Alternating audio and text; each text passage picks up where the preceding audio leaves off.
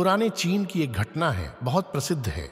ये कहानी चीन में पुराने चाइना में एक व्यक्ति रहता था जो संन्यास जाना चाहता था, बस खो जाना चाहता था। एक दिन वह अपने गुरु के पास गया। गुरु के सामने सन्यासी होने की इच्छा जताई। गुरु ने कहा कि तू सच में सन्यासी हो जाना चाहता है, यह सन्यासी देखना चाहता है। उस व्यक्ति ने कहा कि जब सन्यासी ही होने आया हूं तो दिखने का क्या करूंगा, मैं तो सन्यासी ही होना चाहता हूं।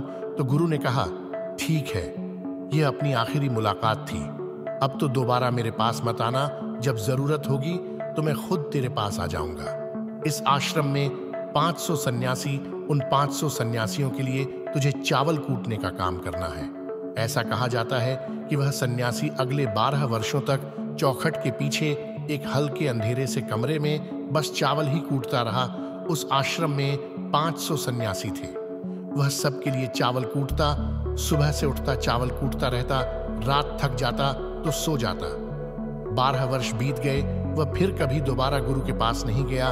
उसने भरोसा कर लिया था कि जब गुरु ने कह दिया है कि जरूरत पड़ने पर खुद आ जाएंगे तो बात ही खत्म है। शुरुआत में तो उसके मन में कई तरह के विचार चलते रहते हैं, लेकिन जब पूरे दिन बस चावल ही कूटना है तो विचार करके भी क्या फायदा। धीरे धीरे उसके मन से विचार भी विदा होने लगे।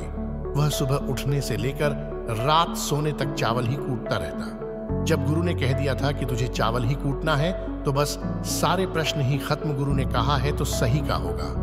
12 वर्षों तक चावल कूटते कूटते उसके मन में विचार आने ही बंद हो गई। मन एकदम शांत और खाली हो गया। न कोई विचार, न कोई उलझन, न कोई अड़चन, सीधा सा काम। सुबह उठता चावल कूटता रहता, रात होती तो सो जाता। पिछले 12 वर्षों से यही उसकी दिनचर्या बन चुकी थी। विचार मुक्त होकर वह बस अपना काम करता रहता है। साल बीत जाने के बाद गुरु ने घोषणा की कि मेरे जाने का समय आ चुका है। जो भी व्यक्ति मेरा उत्तराधिकारी बनना चाहता हो वह आज रात मेरे कमरे की दीवार के बाहर 4 पंक्तियां लिख जाए, जिसमें जीवन का सत्य उजागर हो, जिसमें उसका और उसके विचारों का सत्य उजागर होता हो, लेकिन यह विचार उसके खुद के होने चाहिए। यह उसका खुद का अनुभव होना चाहिए। यह घोषणा सुन सभी शिष्य डर गए, क्योंकि गुरु को धोखा देना आसान नहीं।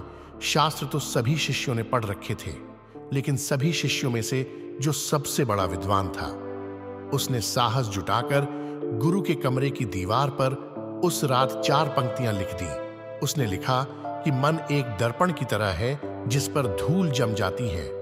धूल को साफ कर दो तो धर्म उपलब्ध हो जाता है। इस धूल को साफ कर दो तो सत्य अनुभव में आ जाता है।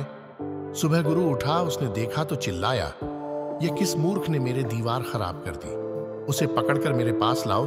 पर विद्वान तो रात ही लिखकर भाग गया था। वह डरा हुआ था क्योंकि यह पंक्तियां उसकी नहीं थीं। उसने एक बड़े शास्त्र से इन पंक्तियों को चोरी किया था। इसमें उसका खुद का अनुभव होना था। शब्द अच्छे तो थे, लेकिन उन्हें प्राण नहीं थे। वह जाते समय अपने आश्रम के मित्रों से कह गया था कि अगर सुबह गुरु कहें कि वाह क्या बात कही है तो मुझे खबर कर देना, लेकिन अगर गुरु पढ़कर क्रोधित हो जाए तो मेरा पता मत बताना। सारा आश्रम चिंतित हुआ कि इतने सुंदर वचन तो है, वचनों में क्या कमी है। मन दर्पण की तरह ही तो है, जिसमें शब्दों की, विचारों की, अनुभवों की धूल जम जाती है। बस इतनी ही तो बात है, साफ कर दो। दर्पण तो सत्य का प्रतिबिंब फिर बन जाता है। लोगों ने कहा, उस सन्यासी ने बात तो बिल्कुल ठीक ही लिखी है, लेकिन गुरु जरा जरूरत से ज्यादा ही कठोर है, और अब देखते हैं कि इससे ऊंची बात गुरु कहां से लेकर आएंगे। ऐसी ही बातें पूरे आश्रम में चल रही थीं। पूरा आश्रम गर्म था। इस एक बात को लेकर ऐसे ही 4 सन्यासी यह बात करते हुए उस चावल कूटने वाले के पास से जा रहे थे। उसने भी उन चारों की बात सुनी। उनकी बात सुनकर वह हंसने लगा। उनमें से एक ने कहा, तुम हंस रहे हो, बात क्या है? उसने कहा, गुरु ठीक ही तो कह रहे हैं, किस न समझ ने ये लिखा। यह सुन चारों सन्यासी चौंके और फिर बोले, तू पिछले 12 वर्षों से चावल ही कूट रहा और हम शास्त्रों पर सर पटक पटक कर मर गए, तो अब तू बताएगा कि क्या सही है और क्या गलत। उनमें से एक ने कहा, तो क्या तू लिख सकता है? इससे बेहतर कोई वचन उसने कहा। पिछले 12 वर्षों से चावल कूटते कूटते लिखना तो मैं भूल ही गया हूं, लेकिन बोल सकता हूं, अगर कोई लिख दे तो लेकिन एक बात याद रहे, उत्तराधिकारी बनने की मेरी कोई इच्छा नहीं है। अगर इस लिखने की वजह से मुझे उत्तराधिकारी बनना पड़े तो मैंने कान पकड़े मुझे लिखवाना भी नहीं। फिर उन चारों ने कहा, अरे तू बोल, हम लिख देते हैं। उसने लिखवाया, कहा, लिख दो जाकर, कैसा दर्पण कैसी धूल, ना कोई दर्पण ना कोई धूल जो इसे जान लेता है। धर्म को उपलब्ध हो जाता है, सत्य को प्राप्त हो जाता है। आधी रात को गुरु उस चावल कूटने वाले के पास आए और कहा, अब तो यहां से भाग जा, वरना यह 500 तुझे मार डालेंगे।